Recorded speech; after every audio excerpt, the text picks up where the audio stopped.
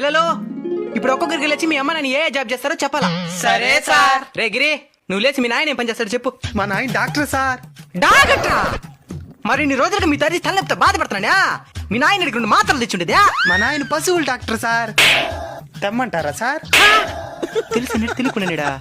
వద్దులే, సాయంత్రం మీ నాయన మా ఇంటికి రమ్మను. దేనికి సార్? మాయావి ఎండుగడ్డి తినేదిలే. పచ్చి గడ్డేసేదా? గ్యాప్ ఇవ్వరా, గ్యాప్ ఇవ్వు. మీ అమ్మ ఏం పని చేస్తుందా? Engineer sir. మరి ఇంజనీర్ పని చేసే మీ అమ్మ పశువుల డాక్టర్ ఎట్లా చేసుకునిందా? పెళ్ళైన తర్వాత జాబ్ వచ్చింది సార్. అది లెక్క. రే చరణ్, నువ్వు లేచి మీ అమ్మ నేనే పని చేస్తారు చెప్పు. అదే ఏమిరా చెప్పు. మా నాయన చిన్న కంపెనీలో లేబర్ సార్. మా అమ్మ మున్సిపాలిటీలో రోడ్లు వస్తుంది. ఇది చెప్పడానికి ఎందుకు తడబడుతున్నావు నేనా? ఆడాడ వేలకు వెళ్ళంచాలు తీసుకుని కొంచెం కూడా కష్టపడిన వాళ్ళే వాళ్ళు చేసే పని గురించి గర్వంగా చెప్పుకుంటున్నారు. అలాంటిది మీ అమ్మ నాయన సొంత శ్రమని నమ్ముకుని జీవిస్తున్నారు.